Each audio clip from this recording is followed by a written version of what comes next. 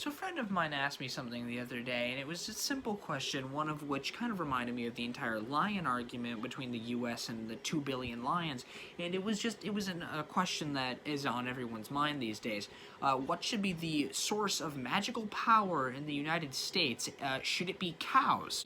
Thinking about this, I think, yeah, they definitely should be, but he asked me to write a bit of a thesis, something like that could explain this a little bit further as to why they should be the best, source of magical energy, and he wanted me to give a little thing about explaining how the cows would, use this power and what they would do. So I'm gonna kind of explain that right now, and I'm gonna use some stuff on Google. We're gonna do some calculations. I'm gonna pull up some big number calculators. It's gonna be swell. So instead of a typical written thesis, here you go, sir. This is your thesis. This video will outline exactly why cows should be the #1 source of magical energy in the United States of America. Sorry for the little bit of noise in the background. I'm printing Sans Undertale on 3D printer right now. Yeah, that's right. I found a file for it. It's pretty great, but you know what? Cow time. So obviously we have to get a sense of scale as to how many cows we have here, and it is a lot of cattle that we're going to have to deal with here. So in total, I'm going to have to be looking at how many cattle are on the earth currently in terms of just how many there are. This being said, even though the amount of cattle may somewhat be less than the amount of humans on the world, that does not mean by any means that's going to be less of a big number. Luckily, there is actually a website that currently shows the amount of cows that are currently on the planet as of now. So currently, in the terms of cow amounts on the planet, we are very little over 1 billion cows on the planet, and that may not be as much as humans, which you're probably going to think, well, that's not really the best thing, so how is that going to work? Oh, don't you worry, I'll tell you exactly how. Now, obviously, we're going to need to figure out how much of cow we have. Now, I know we said we have a little bit over 1 billion cows. However, we need to figure out the volume of these cows compared to the volume of all the humans on Earth so that we can figure out just how many cows we have in terms of big. Now, luckily, it actually is pretty easy to know how, dense our cows are, because the average density of flesh is a little bit over 1 gram per cubic centimeter, which is pretty great because, that just makes sense, right? Because a lot of things are composed mainly of water with little trace amounts of other things in there, which,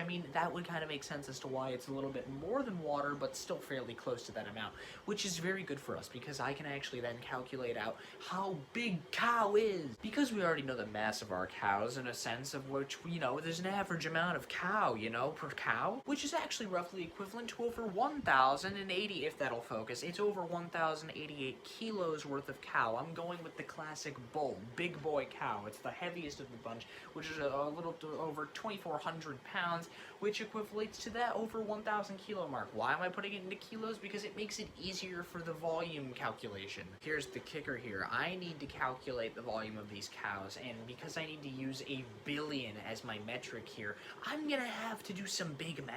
Now I'm going with exactly 1 billion for this calculation because even though it's around 1 billion with a little 93 thrown in there somewhere, I'm gonna just go with the least number possible because I already know the number is gonna be giant anyway. These cows are going to vastly overpower us, and I'm sorry, but I don't really need to give the bigger number because the cows don't need it. So here we get a little bit less than the mass of what our cattle would be, and by a little bit less, I mean we're gonna be off by, you know what, I'll put the numbers in. Yeah, you know what, I figured I'd actually put in the accurate numbers so that we can get a full amount here, because I actually, I'm realizing I'm gonna be off by several million pounds if that's the case. So here's the best part here. We end up with over 1 quadrillion, 89 trillion, 634 billion, 418 million, 460,000 kilos of mass for these cows. We can then divide this by the rough density of how, dense a cow is, which is perfect because it's around 1.02 grams per cubic centimeter,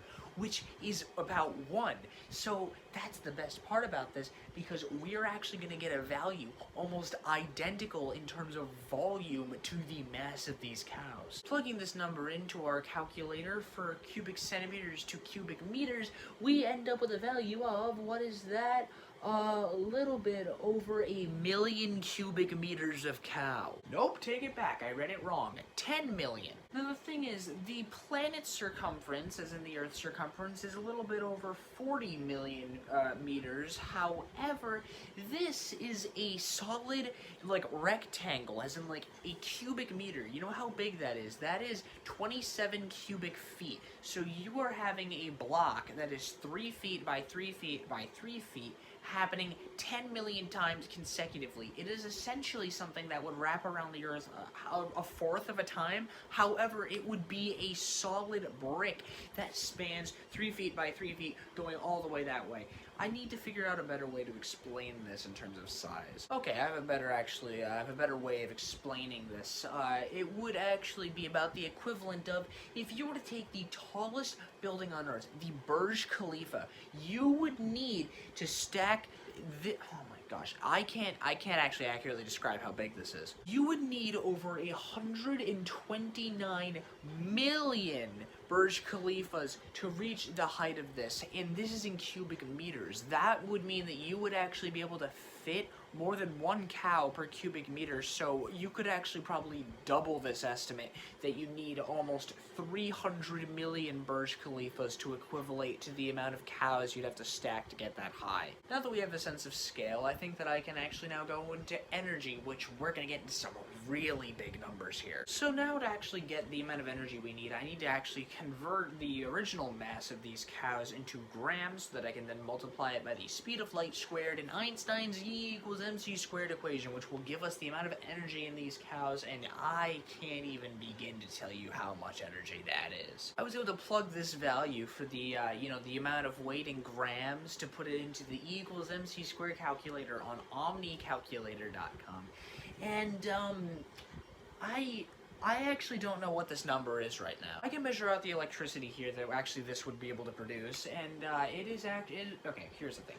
The equivalent power that this is astronomical, and I can't even begin to describe that. You would have this, and I know you said joules of energy, but here's the thing. I'm actually going to one-up this. I'm going to put it into kilowatt hours, which is going to show you how many times you can power the US's homes in a year. We can multiply the value of a person's power usage per day, which is around 11.8 kilowatt hours per day per person in the United States of America. And you have around 332 million people in the US, give or take another 600,000, which I put in there as well at the actual number, which roughly equates to, what is that? That is big number, but not nearly as big as what we're actually having with the cows. I'm so certain, in fact, that the amount of power that this creates in a day, I am actually going to multiply by 365 to get the amount of power that you'd use in a year for all the people in the US, because it's that big of a number. We click our calculation and bing, bada, boom, oh my god. This number is getting into a range of not just the power the US would use, but it would also go into the amount of power the planet would use. The amount of energy this would have would power the United States for 1.89 trillion years. You know what though? Why don't we measure it for the entire Earth, and then we can see how much power that requires. Now obviously not every single person has access to power on the planet, but this is such a big number that in this case we can imagine that everyone does. Even plugging in this number with every single person on Earth, and I even exaggerated it. I put it to 8 billion people instead of like 7.8, 7.9. I actually heightened it. I made it bigger. It could still power the entire Earth perfectly fine, even at a higher power consumption for over 78 million years. No, 78 billion years. The planet isn't even going to last that long. The Earth is going to be completely destroyed by the sun by the time this happens. Literally, it will be more power than we could ever possibly need in cows. To give a proper sense of scale, though, not just in terms of electricity, I'm going to go to tons of TNT. This is a number that I can't even properly quantify. It is actually to a point where I am kind of scared at how much energy these cows have. This is in the amount of megatons of TNT that trumps the biggest, I can't even describe it, the amount of, hold on here. This number is equivalent to 60 quadrillion of the most powerful nuclear bombs ever detonated on Earth. The Tsar Bomba, which was detonated by Russia, had a yield of over 50 megatons of TNT, 50 million tons of TNT worth of power. This has 60 quadrillion of those, enough to pretty much blow apart the entire planet. This is basically the largest number that I can pretty much show you. It is giant. It is not small in any way, shape, or form, and it's massive. I can't even describe it any better. So I hope this gives a little bit of context as to why cows, if they can harness all of their magical power into a massive funnel of nuclear energy, that it would be life-altering into the sense of it would be no more life existing at all, as the cows would be the only thing there.